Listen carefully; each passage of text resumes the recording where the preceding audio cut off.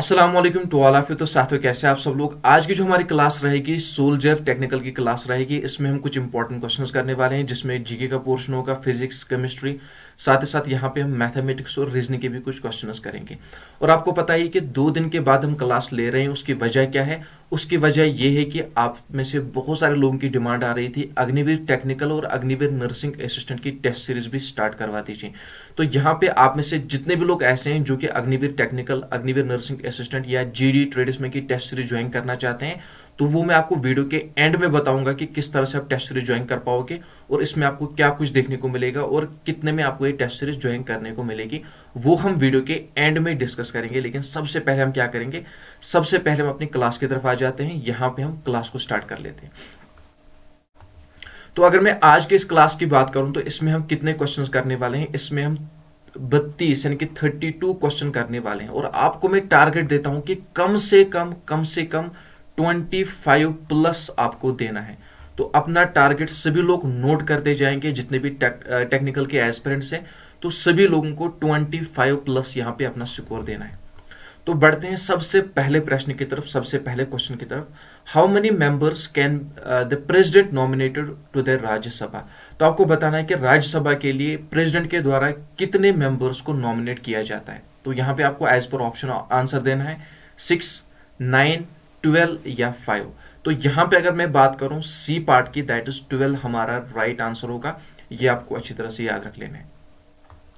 तो इसके बाद आ जाते हैं हम हमारे दूसरे प्रश्न की तरफ, दैट इज क्वेश्चन नंबर 2।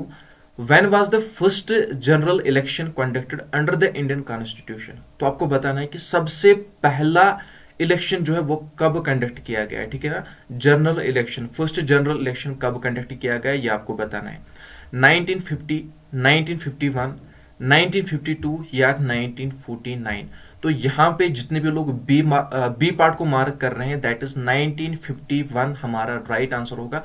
ये आपको अच्छी तरह से याद रख लेना है। तो इसके बाद आ जाते हैं तीसरे प्रश्न की तरफ। तीसरा प्रश्न क्या कह रहा है, यहां पे आप देख सकते हो। तो यहां पे इसको इरेज कर लेता हूं। देखिए तीसरा प्रश्न यहां पे क्या कह रहा है, to home is the Kalidas award related. आपको बताना जो कालिदास अवार्ड है इसका संबंध किसके साथ है, किस क्षेत्र में यह दिया जाता है, किस फील्ड में यह दिया जाता है। कालिदास का अवार्ड किस फील्ड से है, ठीक है। सॉरी, ये जो कालिदास का अवार्ड है इसका संबंध किस फील्ड से है, music, literature, art and acting या सपोर्ट्स। तो देखिए अगर मैं यहां पे बात करूं सी पार्ट की, दैट इज ये जो कालिदास अवार्ड है आर्ट एंड एक्टिंग के फील्ड में दिया जाता है। सी पार्ट हमारा राइट आंसर होगा। ये आपको अच्छी तरह से जहन में रख लेना है। इसके बाद आ जाते हैं हम अपने चौथे प्रश्न की तरफ। जो चौथा प्रश्न है यहां पे आप देख सकते हो, which is the largest fresh water lake in India. तो यहां पे आपको बताना है कि इंडिया का जो लार्जेस्ट फ्रेश वाटर लेक है वो कौन सा है। वुलर लेक, यहां पे होना चाहिए डल लेक, ठीक है ना। डल लेक, चिल्का लेक या पुष्कर लेक। तो देखिए यहां पे अगर मैं बात करूं लार्जेस्ट फ्रेश वाटर लेक की इन इंडिया, तो वो है Wular lake, that is a part हमारा राइट आंसर होगा। ये आपको अच्छी तरह से याद रख लेना है। इसके बाद देखिए नेक्स्ट क्वेश्चन की अगर मैं बात करूं, क्वेश्चन नंबर 5 की अगर मैं बात करूं, where is the headquarter of Amnesty International. तो इसका हेडक्वार्टर आपसे पूछा गया है। इसका हेडक्वार्टर कहां पे, पेरिस, न्यूयॉर्क, लंदन या सिंगापुर। तो आपको अच्छी तरह से याद रख लेना है C part, that is London इसका राइट आंसर होगा। इसके बाद देखिए हमारा छठा प्रश्न, क्वेश्चन नंबर 6 क्या कह रहा है, which Indian freedom fighter is known as Sher Punjab. तो मोस्ट इंपॉर्टेंट क्वेश्चन है, महत्वपूर्ण प्रश्न है। आपसे क्या पूछा गया है, इनमें से वो कौन सा इंडियन फ्रीडम फाइटर है जिसे शेर पंजाब के नाम से जाना जाता है, यानी कि जिसको टाइटल मिला है शेर पंजाब। भगत सिंह, खुदीराम, बाल गंगाधर तिलक या लाला लाजपत राय। तो अगर मैं बात करूं लाला लाजपत राय की, तो इससे जो है शेर पंजाब के नाम से भी जाना जाता है। ये आपको अच्छी तरह से याद रख लेना है। डी पार्ट हमारा राइट आंसर होगा।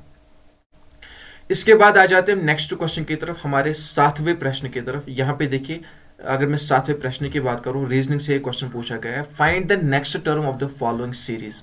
तो यहां पे आप अच्छी तरह से देखिए, गौर से अगर आप सीरीज को देखोगे, सबसे पहले 1 दिया गया है, उसके बाद 8 दिया गया है, उसके बाद 27 दिया गया है। तो दरअसल यहां पे जो रिलेशन है आपको समझना है, यहां पे क्या किया गया है। बहुत ही इजी सा क्वेश्चन है, जिसने जो है नंबर सीरीज पढ़ी होगी उसमें जो कॉन्सेप्ट है उसने सीखे होंगे। स्क्वायर होता है, प्लस होता है, माइनस होता है, ठीक है ना। तो जब भी नंबर सीरीज के रिगार्डिंग आपसे क्वेश्चन पूछा जाए तो आप जो है सबसे पहले किन बातों का ध्यान रखोगे। आप देखोगे कि कहीं माइनस तो नहीं हो रहा है, कहीं मल्टीपल तो नहीं हो रहा है, कहीं प्लस तो नहीं हो रहा है, कहीं स्क्वायर तो नहीं हो रहा है, कहीं क्यूब तो नहीं हो रहा है। बेसिकली पहले इन्हीं से आपको चेक करना होता है। तो यहाँ पे अगर मैं देखूं प्लस भी नहीं हो रहा है, ठीक है ना, क्योंकि पॉसिबल नहीं है इस तरह से आना। अगर यहाँ पे 7 प्लस हो रहे उसके बाद फिर तो पॉसिबल नहीं है इतना होना, ठीक है ना। अगर मैं माइनस की बात करूं तो माइनस भी पॉसिबल नहीं है। अगर मैं मल्टीपल से बात करूं तो वहां भी पॉसिबल नहीं है। तो यहाँ पे मुझे जो है क्यूब से लग रहा है। अगर मैं 1 का क्यूब करूं तो 1 हो जाएगा, उसके बाद 2 का क्यूब करूं तो 8 हो जाएगा, 3 का क्यूब करूं तो 27 हो जाएगा, ठीक है ना। इसी तरह से मुझे क्या करना है, 3 के बाद क्या आएगा, 1 2 3, 3 के बाद 4 आएगा। जब मैं 4 का क्यूब करूंगा तो मेरा 64 आंसर निकल के आएगा। ये कॉन्सेप्ट आपको यहाँ पे समझना था।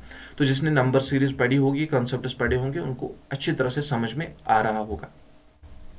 इसके बाद देखिए 8वां प्रश्न यहाँ पे क्या कह रहा है। ये भी रीजनिंग से क्वेश्चन लिया गया है। यहां पे क्वेश्चन को आप गौर से देखिए, गौर से पढ़े। क्वेश्चन क्या कह रहा है, if in a code language home is written as 2541, shop as 8256, work as 9573, then how will smoke be written in that language. तो देखिए क्वेश्चन क्या कह रहा है, यहां पे जो है होम जो है इसका कोड ये दिया गया है, यानी कि H 2 के बराबर, O 5 के बराबर, M 4 के बराबर, E 1 के बराबर। इसी तरह शॉप का कोड ये दिया गया है, वर्क का कोड ये दिया गया है। आपको बताना है स्मोक का कोड क्या है। तो जब भी बहुत सारे यहाँ पे कोड दिए गए होंगे, अलग अलग अल्फाबेट या अलग अलग वर्ड दिए गए होंगे, तो जो लास्ट आपको फाइंड करना होता है ना, वो इन्हीं में से फाइंड करना होता है। जैसे कि आपको इन्हीं में से ढूंढना है, एस का क्या आएगा, एम का क्या आएगा, ओ का क्या आएगा, के क्या क्या आएगा। देखिए अगर मैं सबसे पहले एस की बात करूं तो एस यहाँ पे इन वर्ड्स में कहा है, ये देखिए शॉप में एस पहले ही है। तो यहाँ पे एस का वर्ड क्या दिया गया, शॉप किसके बराबर दिया गया, 8256, दैट मीन एस जो है 8 के बराबर दिया गया है, एस 8। उसके बाद एम, एम किसके बराबर है, देखिए अगर मैं एम की बात करूं तो होम में तीसरा है, तो यहाँ पे तीसरा क्या आएगा, 4 आएगा, 84, ठीक है ना। तो इसके बाद यहां पे अगर मैं बात करूं, उसके बाद क्या है, ओ, तो होम में ओ जो है दूसरा है, यहां पे दूसरे नंबर पे 5 है, तो ओ जो है 5 पे आएगा, 845, ठीक है ना। उसके बाद अगर मैं के की बात करूं तो के कहां पे है, के को अगर मैं ढूंढने की बात करूं, वर्क में के लास्ट में है, ठीक है ना। तो यहां पे लास्ट में कौन सा है, 3 है, तो यहां पे के किसके बराबर आएगा, 3 के बराबर आएगा, 8453, ठीक है ना। और उसके बाद मुझे ई फाइंड करना है, होम में लास्ट ई है और लास्ट यहां पे 1 है, समझ रहे हो ना अच्छी तरह से। तो ई किसके बराबर आएगा, ई यहां पे 1 के बराबर आएगा। दैट मीन हमारा जो आंसर होगा 84531। तो 84531 कहां पे है, 84531, तो यहां पे ए पार्ट में 84531 है और यही हमारा राइट आंसर होगा। ये आपको अच्छी तरह से जहन में रख लेना है।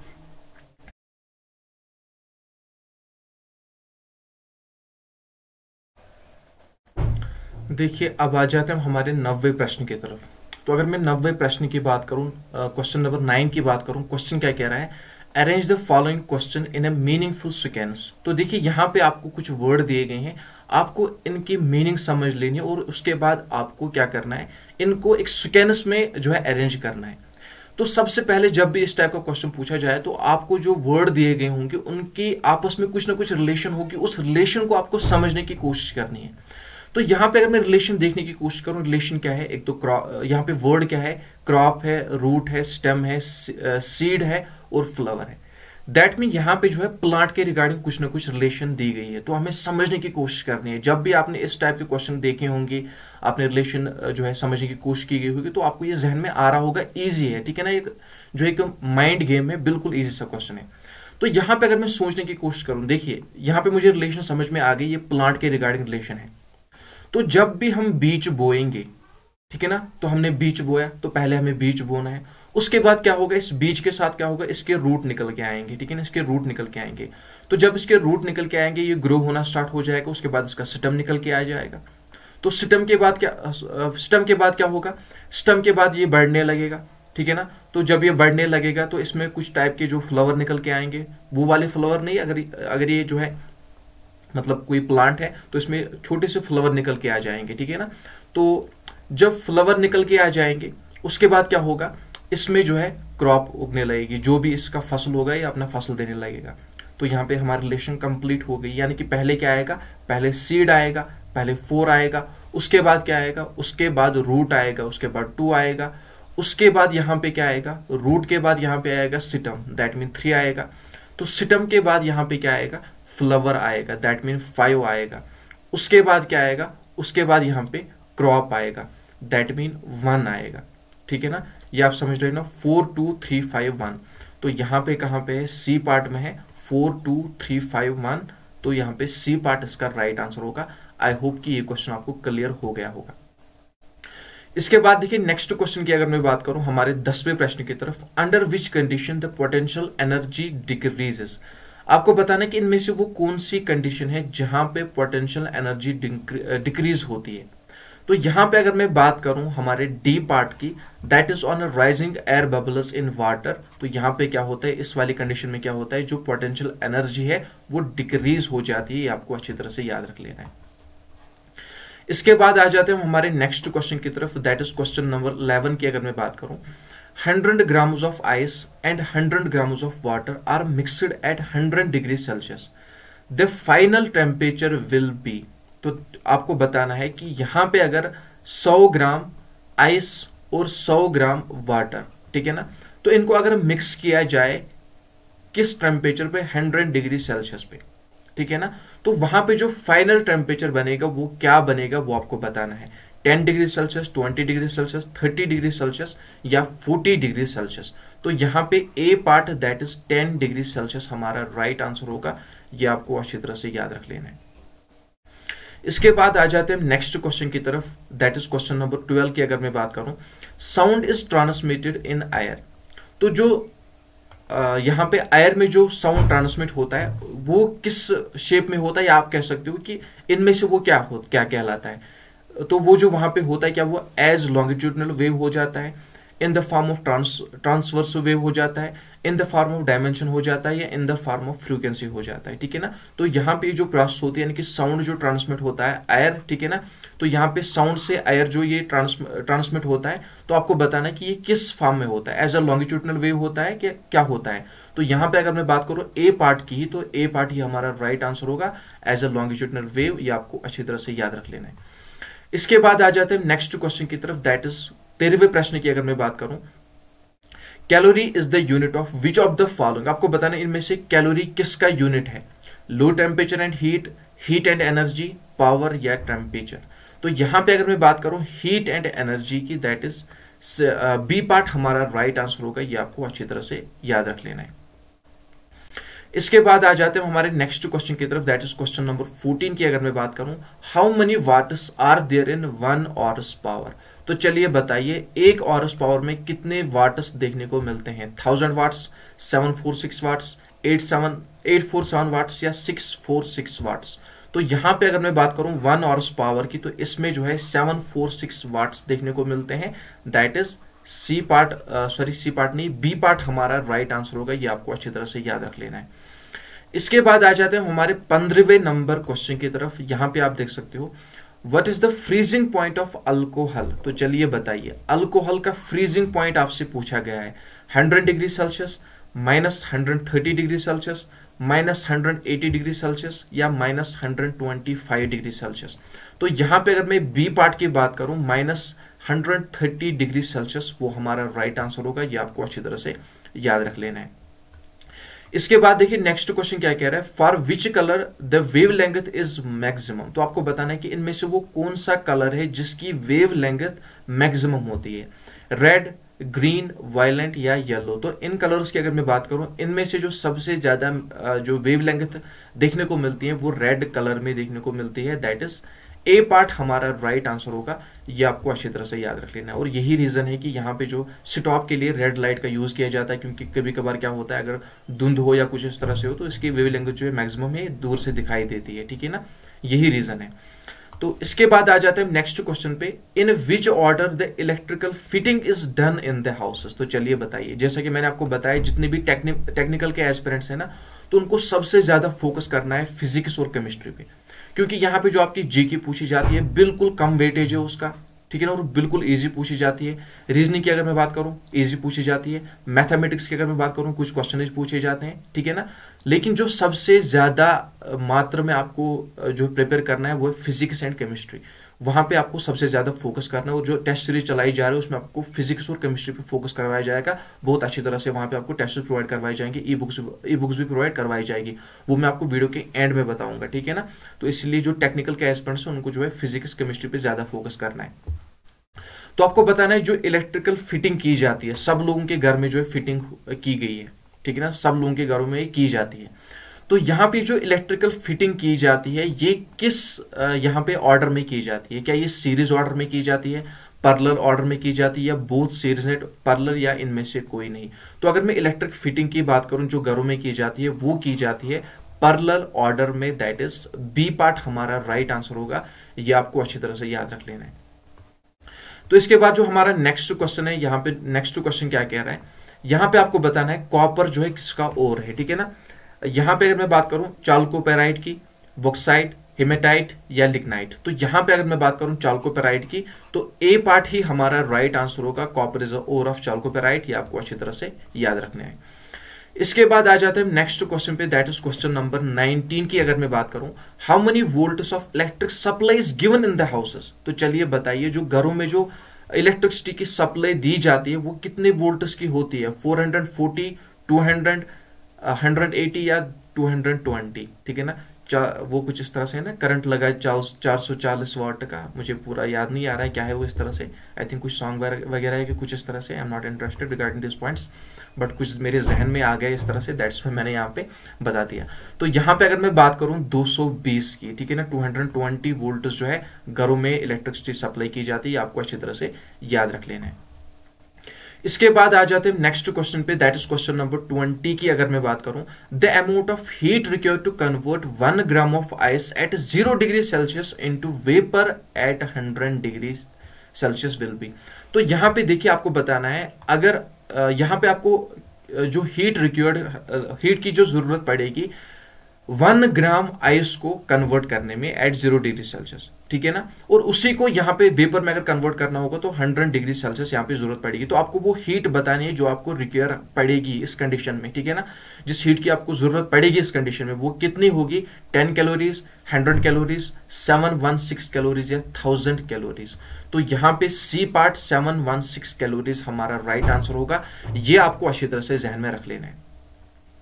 इसके बाद देखिए नेक्स्ट क्वेश्चन, क्वेश्चन नंबर 21 की अगर मैं बात करूं, the chemical name of caustic soda is. तो आपको जो है कास्टिक सोडा का केमिकल नेम बताना है। तो चलिए बताइए कास्टिक सोडा का केमिकल नेम क्या है? Sodium hydroxide, sodium bicarbonate, sodium carbonate या सोडियम क्लोराइड।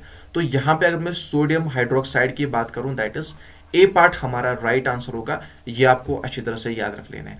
तो यहां पे आपको बताता चलूं कि जितने भी लोग चैनल पे नए हैं, चैनल को अगर अभी तक सब्सक्राइब नहीं किया है जल्दी से चैनल को सब्सक्राइब करें, साथ ही साथ प्लेलिस्ट चेक करना ना भूले, वहां पे आपको ढेर सारे वीडियोस मिलते रहेंगे, वहां पे एक, ठीक है ना, प्लेलिस्ट चेक करना ना भूले, वो इंपॉर्टेंट है। और पूरी की पूरी प्लेलिस्ट देखना, और भी बहुत सारे क्वेश्चन आपके लिए आते रहेंगे, आपके लिए इंपॉर्टेंट क्वेश्चन आते रहेंगे, इसलिए चैनल को सब्सक्राइब करके रखना।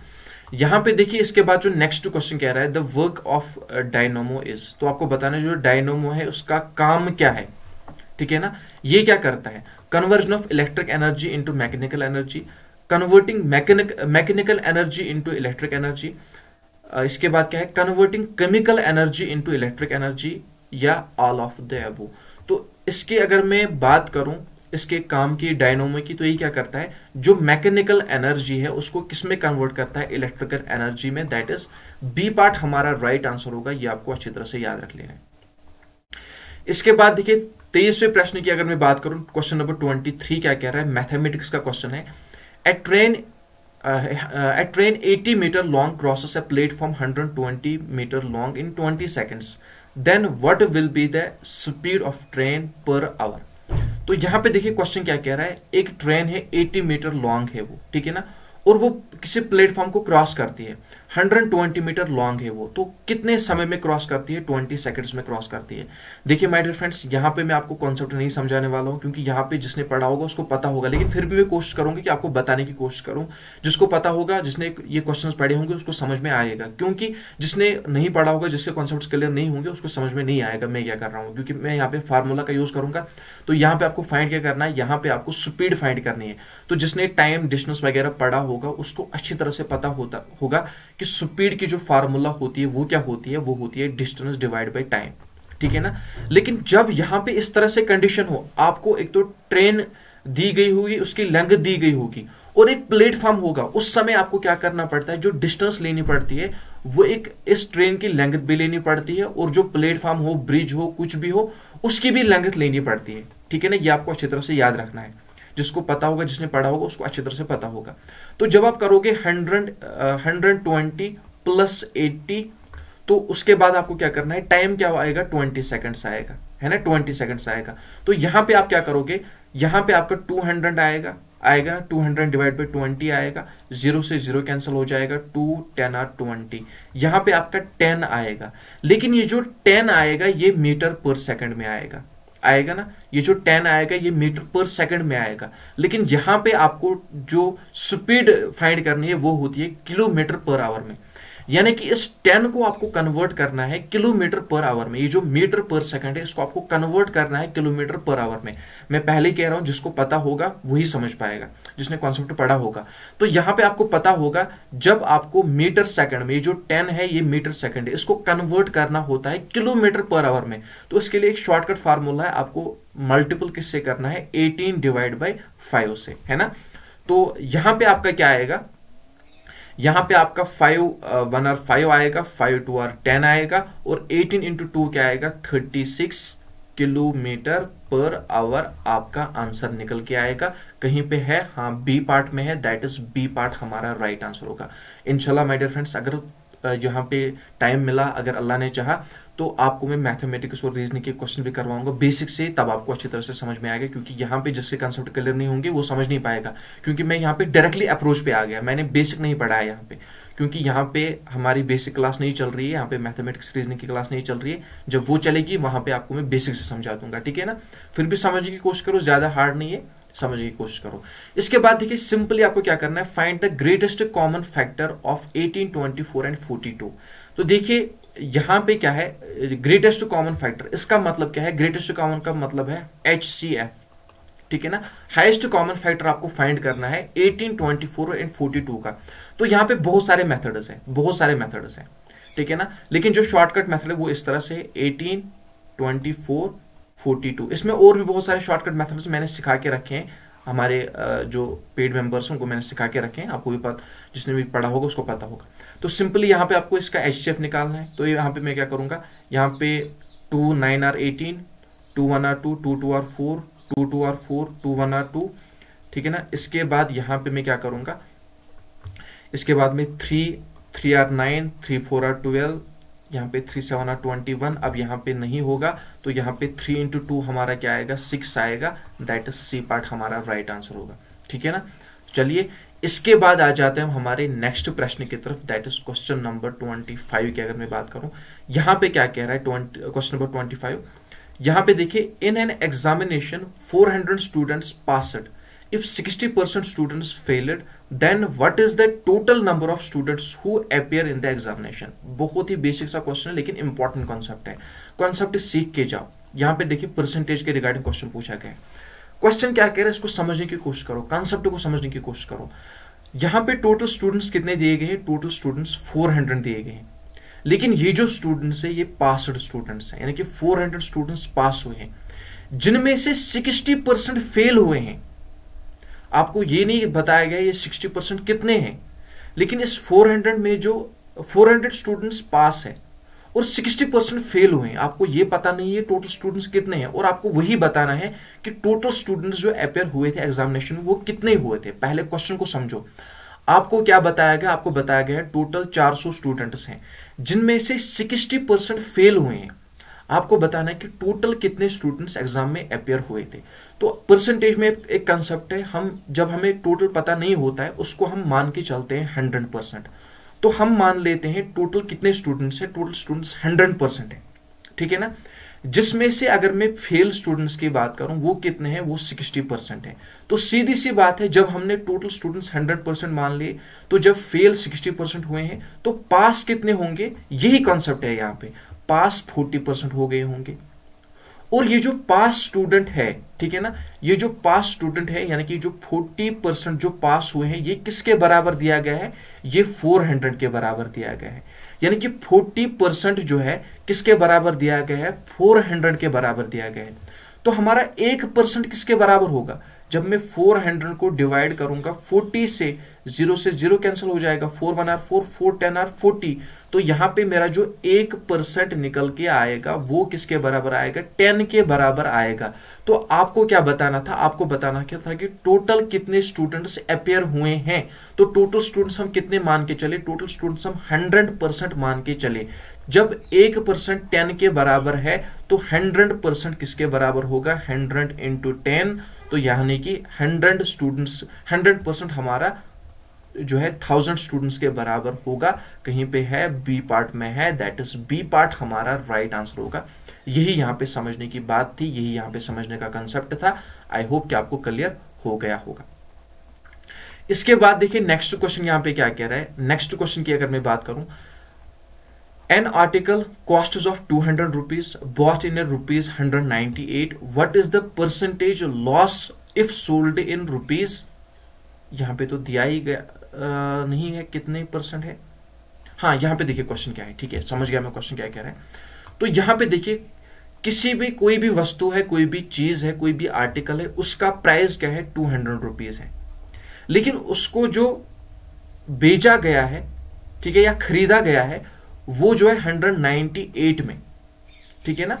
तो आपको बताना है कि ये जो आर्टिकल है, ये जो वस्तु है, इसमें जो लॉस देखने को मिला, यानी कि 200 में ये चीज थी लेकिन इसको जो है 198 में बेचा गया, इसका जो लॉस हुआ वो आपको परसेंटेज में निकालना है।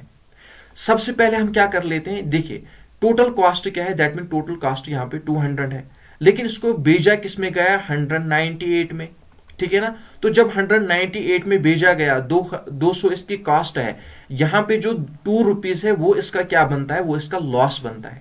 लेकिन आपको जो है परसेंट निकालना है, ये यहां पे अमाउंट में है, आपको परसेंट में निकालना है। ये जो 2 रुपीज है, ठीक है ना, ये लॉस किस पे होता है, ये इस 200 पे होता है। दैट मीन इसको हम डिवाइड कर लेते हैं 200 से, और हमें इसको परसेंटेज में कन्वर्ट करना है। दैट इज वाई हम क्या करेंगे, मल्टीपल करेंगे 100 से। ये 2 0 से ये 2 0 कैंसिल हो जाएंगे, 2 1 आर 2, 2 1 आर 2, दैट मीन यहाँ पे 1% हमारा आंसर निकल के आ जाएगा। ये आपको अच्छी तरह से याद रख लेना है, दैट इज सी पार्ट हमारा राइट आंसर होगा। जिसने क्वेश्चंस पढ़े होंगे, जिसने मैथमेटिक्स में प्रैक्टिस की होगी, उसको अच्छी तरह से आ रहे होंगे, उसका कंसेप्ट अच्छी तरह से क्लियर हो गया होगा। क्योंकि यहाँ पे मैं डायरेक्टली अप्रोच करवा रहा हूं, अगर मैं यहाँ पे बेसिक से समझाने बैठूं तो आप नहीं समझ पाओगे, क्योंकि यहाँ पे हमारी ये एक्सप्लेनेशन क्लास नहीं है, ये हमारी टेस्ट क्लास है। चिंता ना करें, टाइम अगर मिला ये भी मैं सिखाऊंगा। तो इसके बाद आ जाते हैं हमारे नेक्स्ट क्वेश्चन की तरफ, दैट इज क्वेश्चन नंबर 27 की अगर मैं बात करूं। यहां पे देखिए सिंपली आपको क्या करना है, 0.00 या आप कह सकते हो कि 0.000064 इसका आपको स्क्वायर रूट निकालना है, ठीक है ना। तो स्क्वायर रूट इसका भी अपना अपना कंसेप्ट होता है, अपनी अपनी टर्मिनोलॉजी होती है, किस तरह से क्या कुछ निकालना है। लेकिन इस टाइप का जब भी क्वेश्चन आपसे पूछा जाए तो आपको क्या करना है, सिंपली याद रख लेना है, एक ट्रिक याद रख लेना। ट्रिक के माध्यम से ऑलवेज वो वर्क करेगी जब भी इस टाइप के क्वेश्चन पूछे जाए, इस टाइप के क्वेश्चन, फिर जो भी हो, लेकिन इस टाइप के क्वेश्चन जब भी पूछे जाए आपको क्या करना है, ये जो लास्ट के 2 डिजिट है ना, ये किसी न किसी का स्क्वायर बनेगा। हर एक क्वेश्चन में जो भी इस टाइप का क्वेश्चन होगा उसमें जो लास्ट के 2 डिजिट होंगे वो किसी ना किसी का स्क्वायर बन रहा होगा। तो यहां पे अगर मैं 64 की बात करूं, ये किसका स्क्वायर बन रहा है, 8 का स्क्वायर बन रहा है। तो यहां पे मैं एंड में 8 लिख लेता हूं, ठीक है ना, क्योंकि ये 8 का स्क्वायर बन रहा है। उसके बाद मैं क्या करूंगा, यहां पे कितने जीरो है टोटल, 1 2 3 4 5 है ना, यहां पे 5 जीरो है ना। लेकिन यहां पे क्या मुझे करना है, पॉइंट कितने के बाद है, पॉइंट यहां पे अगर मैं देखूं 1 2 3 4, ठीक है ना, 4 के बाद यहां पे पॉइंट है। अच्छी तरह से समझो, अच्छी तरह से समझो। सबसे पहले मैंने क्या किया, जो लास्ट में है ना, जो लास्ट के 2 डिजिट है उसका स्क्वायर, जो भी जिसका वो स्क्वायर होगा वो यहाँ पे लिख लिया मैंने। उसके बाद क्या करेंगे, पॉइंट कितने जीरो के बाद है, 4 जीरो के बाद है, तो 4 जीरो के बाद पॉइंट है ना, तो ये जो 4 जीरो के बाद पॉइंट है, इस 4 को मैं डिवाइड कर लूंगा, यानी कि इसका जो है डिवाइड कर लूंगा 2 से, यानी कि यहाँ पे 4 जीरो है, यहाँ पे मैं 2 जीरो लिख लेता हूं, 1 2 लिख लेना 2 जीरो, और 2 के बाद में पॉइंट डाल लेता हूं, यही आपका आंसर आ जाएगा। समझ गए, जब भी इस टाइप का क्वेश्चन पूछा जाए, जो लास्ट के 2 डिजिट आएंगे, पहले वो जिसका स्क्वायर होगा वो यहां पे आपको लिख लेना है, और उसके बाद जितने भी पॉइंट के बाद जीरो होगा, वो जो जितने भी जीरो के बाद पॉइंट होगा, तो उसका आपको हाफ कर लेना है, यानी कि यहां पे क्या है, यहां पे 4 जीरो के बाद पॉइंट है, तो यहां पे मैं 2 के बाद लिख ले लेता हूं, तो उसका मतलब क्या है, 0.008 हमारा राइट आंसर होगा। अब यहाँ पे कहाँ पे है 0.008, अब आप सोचोगे कहीं पे नहीं है, आप कंफ्यूजन में आ जाओगे, नहीं है, यहाँ पे सी पार्ट है, 0.008 का मतलब भी वही हुआ, और यहाँ पे जो है 0.008 का मतलब भी वही है, दैट इज सी पार्ट हमारा राइट आंसर होगा। ये आपको अच्छी तरह से याद रख लेना है। इसके बाद आ जाते हैं नेक्स्ट क्वेश्चन की तरफ, क्वेश्चन नंबर 28 की अगर मैं बात करूं, oxidation is defined as which of the following. तो आपको बताना है कि यहां पे सिंपल सी ऑक्सीडेशन की डिफिनेशन आपसे बतानी है, loss of electrons, gain of electrons, increase of proton या लॉस ऑफ प्रोटॉन। तो यहां पे सिंपली हम ऑक्सीडेशन कह सकते हैं, ऑक्सीडेशन हम कह सकते हैं कि इसमें क्या होता है, जो इलेक्ट्रॉन्स है वो लॉस हो जाते हैं, दैट इज ए पार्ट हमारा राइट आंसर होगा। ये आपको अच्छी तरह से याद रख लेना है। इसके बाद आ जाते हैं नेक्स्ट क्वेश्चन पे, दैट इज क्वेश्चन नंबर 29 की अगर मैं बात करूं, विच of the following has the highest molecular force. आपको बताना है कि इनमें से जो है हाईएस्ट मॉलिक्यूलर फोर्स किन में देखने को मिलता है, किस में देखने को मिलता है, गैस, लिक्विड, एमोपोरस सॉलिड या क्रिस्टल सॉलिड। तो यहां पे अगर मैं डी पार्ट की बात करूं, क्रिस्टल सॉलिड की अगर मैं बात करूं, तो डी पार्ट हमारा राइट आंसर होगा। इसके बाद देखिए नेक्स्ट क्वेश्चन क्या कह रहा है, क्वेश्चन नंबर 30 की अगर मैं बात करूं, which chemical is used to protect iron from the rust. देखिए दरअसल मेरे हिसाब से क्वेश्चन में कुछ चेंज होनी चाहिए, यहां पे होना चाहिए which chemical is used in paints to protect iron from the rust. तो जो पेंट जो है यूज किया जाता है आयरन को रस्ट से, यानी कि जो जंग लगने से जो बचाने के लिए, उनमें जो पेंट यूज किया जाता है, तो उस पेंट में किस केमिकल का यूज किया जाता है, ये दरअसल क्वेश्चन है, ठीक है ना, ये दरअसल क्वेश्चन है, which chemical is used in paints या which chemical is used in paint to protect iron from the rust, ठीक है ना, ये क्वेश्चन है। तो यहां पे अगर मैं बात करूं PB3O4, तो ये हमारा राइट आंसर होगा। ये जो है, ये केमिकल जो है किस में यूज किया जाता है, पेंट में यूज किया जाता है, ताकि जो आयरन है उसको रस्ट से सेव किया जाए, सेफ रखा जाए, महफूज रखा जाए जंग लगने से। ये आपको याद रख लेना है। इसके बाद देखिए हमारा 31वां नंबर प्रश्न, 31 नंबर क्वेश्चन क्या कह रहा है, what is used to join and cut metals. तो आपको बताना है मेटल को जोड़ने या काटने में किसका प्रयोग किया जाता है, ठीक है ना, या किस गैस का इस्तेमाल किया जाता है। वेल्डिंग वगैरह आपने सुनी होगी ना, इस तरह से CH1, C2H2, CH या C2H। तो यहां पे अगर मैं बात करूं बी पार्ट की, C2H2, ये आपको याद रख लेना है। और आपके लिए होमवर्क है, तो आपको मुझे बताना है होमवर्क में, कमेंट बॉक्स में आपको मुझे बताना है कि जो C2H2 है ये किसकी केमिकल फार्मूला है, ये आप मुझे बताओगे, ठीक है ना, इजी सा क्वेश्चन है, ये आप मुझे बताओगे। इसके बाद देखिए हमारा आखिरी नंबर क्वेश्चन क्या कह रहा है, the formula of ferric sulphate is. तो यहां पे इसकी फार्मूला आपको बतानी है। इसके फार्मूला की अगर मैं बात करूं, यहां पे हमारा जो राइट आंसर आएगा that is B part Fe2SO4 3। तो ये हमारा राइट आंसर होगा। तो आई होप कि आपको वीडियो पसंद आया होगा। वीडियो अगर पसंद आए वीडियो को लाइक शेयर जरूर कर देना। चैनल पे जितने भी लोग नए हैं चैनल को सब्सक्राइब करना ना भूले। लेकिन अभी नहीं जाना है, यहां पे आपके लिए जो नई टेस्ट सीरीज लॉन्च हो चुकी है उसके बारे में आपको एक्सप्लेनेशन देने वाला हूं। इसको अच्छी तरह से समझ लेना। देखिए आप में से जितने भी एस्पिरेंट्स ऐसे हैं जो कि Indian army general duty tradesman की एग्जाम की प्रिपरेशन कर रहे हैं या अग्निवीर टेक्निकल नर्सिंग असिस्टेंट की प्रिपरेशन कर रहे हैं, चाहे आप जीडी के अग्निवीर जीडी के एस्पिरेंट्स हो, अग्निवीर ट्रेड्समैन के एस्पिरेंट हो, अग्निवीर नर्सिंग असिस्टेंट के एस्पिरेंट हो या अग्निवीर टेक्निकल के एस्पिरेंट हो, चाहे आप किसी भी जो है एआरओ से क्यों ना हो, चाहे आप जम्मू एंड कश्मीर एआरओ से हो, मैंगलोर, त्रिची, जबलपुर, हैदराबाद, ठीक है ना, धनपुर, लद्दाख, आसाम, पुणे, करकी, यहाँ पे किसी भी एआरओ से क्यों ना हो, लैंसडाउन, जो भी आपका एआरओ है हर एक के लिए इंपॉर्टेंट है। तो सबसे पहले बात अगर मैं बात करूं, हमारी जो 2 नई टेस्ट सीरीज लॉन्च हो चुकी है, सबसे पहली टेस्ट सीरीज वो है अग्निवीर टेक्निकल और अग्निवीर नर्सिंग असिस्टेंट की। ये 2 टेस्ट सीरीज हमारी आज ही स्टार्ट हो चुकी है और आज से ही आपको इन टेस्ट सीरीज में जो है टेस्ट देखने को मिलेंगे। देखिए यहां पे क्या होगा, आज से ही डेली आपको एक एक टेस्ट इसमें प्रोवाइड करवाया जाएगा, जिसमें हर एक टेस्ट में अप्रोक्सीमेटली 50-50 क्वेश्चंस आपको देखने को मिलेंगे, 40 से 50 क्वेश्चंस आपको देखने को मिलेंगे। आज से ही टेस्ट स्टार्ट किए जाएंगे और आप यहाँ पे आज से ही हर रोज आपको टेस्ट प्रोवाइड करवाए जाएंगे। और इन टेस्ट में क्या होगा, हर एक क्वेश्चन में आपको पर क्वेश्चन आपको 4 मार्क्स देखने को मिलेंगे और 0.25 की नेगेटिव मार्किंग देखने को मिलेगी।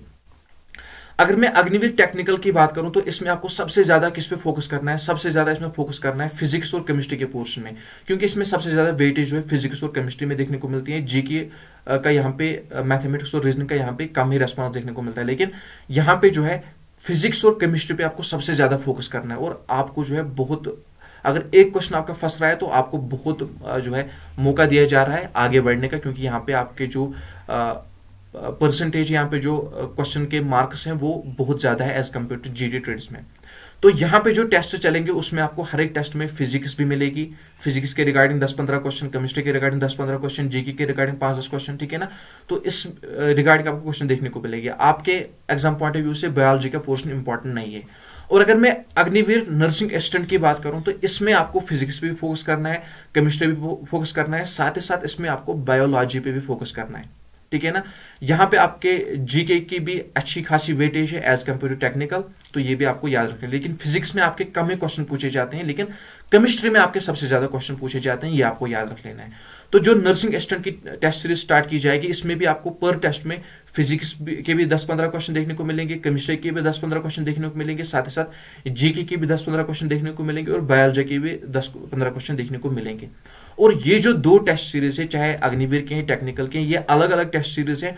और यहाँ पे जो भी अग्निवीर टेक्निकल का एस्पिरेंट है वो केवल और केवल अग्निवीर टेक्निकल की ही टेस्ट सीरीज ज्वाइन करेगा। जो नर्सिंग असिस्टेंट का है वो अग्निवीर नर्सिंग असिस्टेंट की ही टेस्ट सीरीज ज्वाइन करेगा। आपको पैसे फजूल में वेस्ट करने की जरूरत नहीं। ये मत समझ लेना कि क्या पता टेक्निकल में मेरे लिए कुछ इंपॉर्टेंट है, ये भी देख लो, नहीं। आपके लिए जो इंपॉर्टेंट है, चाहे वो फिर टेक्निकल की सीरीज में भी जो कुछ इंपॉर्टेंट है, अग्निवीर के टेस्ट सीरीज में भी जो इंपॉर्टेंट है जीडी ट्रेड्स में, वो भी आपके लिए इंक्लूड किया जाएगा आपके हिसाब से। तो अगर आप टेक्निकल के एस्पिरेंट हो तो आप केवल और केवल टेक्निकल की ही टेस्ट सीरीज ज्वाइन करोगे। अगर आप नर्सिंग असिस्टेंट के हो तो आप केवल और केवल नर्सिंग असिस्टेंट की टेस्ट सीरीज ज्वाइन करोगे। अगर आप जीडी या ट्रेड्समैन के हो तो आप वही टेस्ट सीरीज ज्वाइन करोगे। आपको इधर उधर घुसने की जरूरत नहीं है, आपको किसी और टेस्ट सीरीज में ज्वाइन होने की जरूरत नहीं है, अपने पैसे वेस्ट करने की जरूरत नहीं है। तो यहाँ पे आपको डेली एक एक टेस्ट जो है प्रोवाइड करवाया जाएगा। आज ही से यहाँ पे टेस्ट सीरीज स्टार्ट होगी और विद इन 4-5 दिनों में यहाँ पे आपको ई बुक भी प्रोवाइड करवाई जाएगी, ताकि आप कम समय में जो है बहुत कुछ पढ़ पाओ। तो यहाँ पे डेली एक एक टेस्ट प्रोवाइड करवाया जाएगा जब तक यहाँ पे टेस्ट सीरीज चलेगी। और यहाँ पे जो पे आपको करना है 1 टाइम पे है, चिंता करने की जरूरत नहीं है। और नर्सिंग असिस्टेंट और टेक्निकल की जो टेस्ट सीरीज का प्राइस है वो है 120 रुपीज, ठीक है ना। लेकिन यहाँ पे आपको प्रोमो कोड का यूज करना है। जितने भी लोग प्रोमो कोड का यूज करेंगे JKP Smart 100, ये आपको विदाउट स्पेस यूज करना है JKP Smart 100। इसमें आपको क्या मिलेगा, इसमें आपको केवल और केवल 100 रुपीज में देखने को मिलेंगी, ठीक है ना। अगर आप इस प्रोमो कोड का यूज करोगे केवल और केवल 100 रुपीज में आपको ये टेस्ट सीरीज देखने को मिलेगी। यहाँ पे आप एक बात का ध्यान रखना, जितने भी लोग ज्वाइन करना चाहते हैं, मे भी यहाँ पे जो है थोड़ी बहुत आपको अगर प्रोमो कोड जो है नहीं लग रहा है, इनवैलिड दिखा रहा है, 1-2 दिन तक जो है ये काम करेगा। लेकिन यहाँ पे अगर मैं बात करूं, कुछ जो है मेंटेनेंस प्रॉब्लम चल रही है, दैट इज वाई 1 घंटे या 2 घंटे तक अगर ये प्रोमो कोड यूज नहीं हो रहा है तो आप जो है 1-2 घंटे के बाद ट्राई कर लेना, लेकिन इस प्रोमो कोड का बेनिफिट उठा लेना, उसके बगैर ज्वाइन मत करना, ठीक है ना। तो यहाँ पे अगर मैं बात करूं, यहाँ पे 129 होना चाहिए, 120 नहीं है, सॉरी फॉर दैट। यहाँ पे 129 इसका प्राइस है, ठीक है ना। इस टेस्ट सीरीज का प्राइस जो है 129 रुपीज है।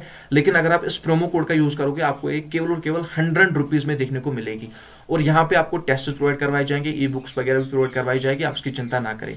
और जितने भी एस्पिरेंट्स ऐसे हैं जो कि जीडी और ट्रेड्समैन के एग्जाम की प्रिपरेशन कर रहे हैं, तो उनके लिए ये वाली टेस्ट सीरीज है, ये ऑलरेडी हमारी स्टार्ट हो चुकी है। इसमें 99 रुपीज़ आपको पे करना है। और ये जो टेस्ट सीरीज है इसमें आपको प्रोमो कोड का यूज़ नहीं करना है, ये आपको 99 रुपीज़ में देखने को मिलेगी। इसमें आपको ई बुक मिलेगी जिसमें आपको 2015 से लेकर 2023 तक जो भी क्वेश्चन पूछे गए हैं, चाहे वो अग्निवीर के हो, इंडियन आर्मी के हो, वो ई बुक आपको मिलेगी। साथ ही साथ यहाँ पे आपको टेस्ट्स प्रोवाइड करवाए जाएंगे। यहाँ पे ऑलरेडी हमने बहुत सारे अराउंड 40 प्लस टेस्ट जो है किए हैं, वो सारे के सारे आप देख पाओगे। पिछले जितने भी टेस्ट है वो आप अटेम्प्ट कर पाओगे और आपके एग्जाम तक और आगे भी आपको बहुत सारे टेस्ट प्रोवाइड करवाए जाएंगे। तो इस टेस्ट सीरीज को ज्वाइन करना ना भूले, आपके लिए बहुत कुछ यहाँ पे देखने को मिलेगा। एक बार आप टेस्ट सीरीज ज्वाइन करके देखिए। यहाँ पे 99 रुपीज में आपको बहुत सारे टेस्ट मिलेंगे, साथ साथ ई बुक आपको देखने को मिलेगी as per your old papers. यहाँ पे सारा का सारा पैटर्न आपको देखने को मिलेगा। इसमें आपको जीके जीएस सारा का सारा पोर्शन देखने को मिलेगा। और साथ ही साथ यहाँ पे जो टेक्निकल या नर्सिंग असिस्टेंट के एस्पिरेंट्स है, आप जब भी टेस्ट सीरीज ज्वाइन करोगे, जितने भी टेस्ट हमने किए होंगे, जो इन फ्यूचर में ज्वाइन करना चाहेंगे, या कोई भी टेस्ट सीरीज ज्वाइन करोगे, जितने भी टेस्ट हमने किए होंगे वो सेव वहां पे रहेंगे। एक टेस्ट आप मल्टीपल टाइम्स अटेम्प्ट कर पाओगे, जितने भी टाइम आप चाहो अटेम्प्ट कर पाओगे, और जब भी आप चाहो ज्वाइन कर सकते हो। पिछले जो टेस्ट है वो आप देख पाओगे। जो भी आपको यहाँ पे अपडेट, जो भी स्टडी मटेरियल अपडेट किया जाएगा उसका आप बेनिफिट उठा पाओगे। आपको बार बार पे करने की जरूरत नहीं पड़ेगी। लेकिन आपको एक बात बताता चलूं कि जिसको भी ज्वाइन करना है जल्दी ज्वाइन करना, क्योंकि यहाँ पे फिर आपका जो है टाइम निकल जाएगा। अभी आपके पास समय भी कम है, तो यहाँ पे फिर बाद में जब आपके एग्जाम में 10 दिन बच जाएंगे, 5 दिन बच जाएंगे, तो फिर कोई फायदा नहीं होगा, ठीक है ना। इसलिए जितने भी लोग ज्वाइन करना चाहते हैं वो क्या करेंगे, वो जल्दी ज्वाइन करेंगे। और यहाँ पे जो टेस्ट सीरीज को लेकर बहुत ही अच्छा रिस्पॉन्स देखने को मिल रहा है। बहुत सारे लोग ऑलरेडी ज्वाइन हो चुके हैं, उनका नाम भी मैं आपको बाद में बता दूंगा कितने लोग यहाँ पे ज्वाइन हुए, कौन कौन सा ज्वाइन हुआ है। तो अब बात है कि जितने भी लोग ये टेस्ट सीरीज ज्वाइन करना चाहते हैं उनको क्या करना है, ठीक है ना। तो ये टेस्ट सीरीज जितने भी लोग ज्वाइन करना चाहते हैं उनको क्या करना है, प्ले स्टोर से एक एप्लीकेशन आपको डाउनलोड कर लेनी है, दुरीना के नाम से, DHURINA। और ये जो टेस्ट सीरीज रहेंगी अग्निवीर के लिए, नर्सिंग असिस्टेंट के लिए, GD के लिए, ट्रेड्समैन के लिए, तो ये सारी के सारी हिंदी लैंग्वेज में भी रहेगी, इंग्लिश लैंग्वेज में भी रहेगी। यानी कि जो भी इंग्लिश मीडियम के वो भी ज्वाइन कर पाएंगे, जो भी हिंदी मीडियम के हैं वो भी ज्वाइन कर पाएंगे। और यहाँ पे ये जो ई बुक आप देख रहे हो ना, ये वाली ई बुक, ये भी आपको वहां पे देखने को मिलेगी GD ट्रेड्समैन के लिए। और जो नर्सिंग असिस्टेंट और टेक्निकल के हैं उनको भी जो है विद इन डेज में ई बुक वहां पे प्रोवाइड करवाई जाएगी। तो आपको क्या करना है, प्ले स्टोर से आपको दुरीना एप्लीकेशन डाउनलोड कर लेनी है। इसको इंस्टॉल करने के बाद यहाँ पे आपको सिंपली अपना अकाउंट क्रिएट करना है। सिंपली सबको आएगा, अपना नाम वगैरह रजिस्टर करना है, ईमेल वगैरह रजिस्टर करनी है, रेफरल कोड आएगा, वहां पे उसको ब्लैंक छोड़ देना है। उसके बाद आपको क्या करना है, उसके बाद आपको एक काम करना है, जब आपको स्टेट सेलेक्ट करनी होगी, यहाँ पे ध्यान रखना आप जिस भी स्टेट से हो आपको अपनी स्टेट सेलेक्ट नहीं करनी है, क्योंकि वहां पे जब आप जाओगे तो आपको मेरे प्लेटफॉर्म में आना है। यानी कि आपको जम्मू एंड कश्मीर स्टेट वहां पे अपनी सिलेक्ट करनी है, अपनी स्टेट सेलेक्ट नहीं करनी है। उसके बाद जो आपका इंटरफेस आएगा वो डायरेक्टली जम्मू एंड कश्मीर का इंटरफेस आएगा। वहां पे आपको जम्मू एंड कश्मीर के आइकन में जाना है और वहां पे आपको ये सारी की सारी टेस्ट सीरीज देखने को मिलेगी। ये जहां पे जितने भी टेस्ट सीरीज आपको देखने को मिलेगी, जो अगर आप टेक्निकल के हो तो आप टेक्निकल की टेस्ट सीरीज ज्वाइन करना, अगर आप नर्सिंग असिस्टेंट के हो आप नर्सिंग असिस्टेंट की टेस्ट सीरीज ज्वाइन करना, अगर आप इंडियन आर्मी के एस्पिरेंट हो तो अगर आप GD ट्रेड्समैन के एस्पिरेंट हो तो आप जो है ये वाली टेस्ट सीरीज ज्वाइन करना और अपनी अपनी टेस्ट सीरीज ज्वाइन करना। और यहाँ पे जो टेक्निकल और नर्सिंग असिस्टेंट की इसके जो टेस्ट है आज 3 बजे से स्टार्ट हो जाएंगे। आज 3 बजे सबसे पहला टेस्ट इसमें अपलोड कर दिया जाएगा। तो आप चिंता ना करें, आप इसको ज्वाइन करके रखें अच्छी तरह से और आपको यहाँ पे मटेरियल प्रोवाइड करवाया जाएगा, ठीक है ना। तो सिंपली आपको इस तरह से टेस्ट सीरीज ज्वाइन कर लेनी है। तो आई होप कि आपको वीडियो पसंद आया होगा। वीडियो अगर पसंद आए वीडियो को लाइक शेयर जरूर कर देना। चैनल पे जितने भी लोग नए हैं चैनल को सब्सक्राइब करना ना भूले। तो सिंपली आपको क्या करना है, प्ले स्टोर में जाना है, एप्लीकेशन डाउनलोड कर लेनी है, वहां पे आपको स्टडी मटेरियल का बेनिफिट उठाना है। और इस एप्लीकेशन की लिंक जो है आपको वीडियो के कमेंट बॉक्स में पिन कमेंट में मिल जाएगी, वहां से आप जो है डाउनलोड कर सकते हो। और यहाँ पे अगर मैं बात करूं हमारे जो टेस्ट सीरीज ज्वाइन हो चुकी है GD ट्रेड्समैन की, तो बहुत सारे लोगों का रेस्पॉन्स यहाँ पे मिला है, बहुत सारे लोगों का response. Thank you so much आपके ट्रस्ट के लिए। तो यहाँ पे अगर मैं बात करूँ, साहिल जो है ज्वाइन हो चुके हैं हमारे साथ, रजत चौहान है, विजय है, ठीक है ना, देवा लक्ष्मी है, और यहाँ पे जितेश कुमार है, नयान है, सुमन है, एजाज यूसुफ है, यश है, दीपक है, सुरिंदर है, ठीक है ना। यहाँ पे आपको दिखा रहा हूँ मैं, ये लोग ने हमारी टेस्ट सीरीज ज्वाइन की है। इसके बाद लोकेश है, अजीत कुमार है, सवजीत पाल है, बाला है, गुरबेज सरन है, ठीक है ना, मंजूर हुसैन है, रविंदर है, अदित्य है, फैजान है, आकिब शबीर है, संजीता है, मिराज है।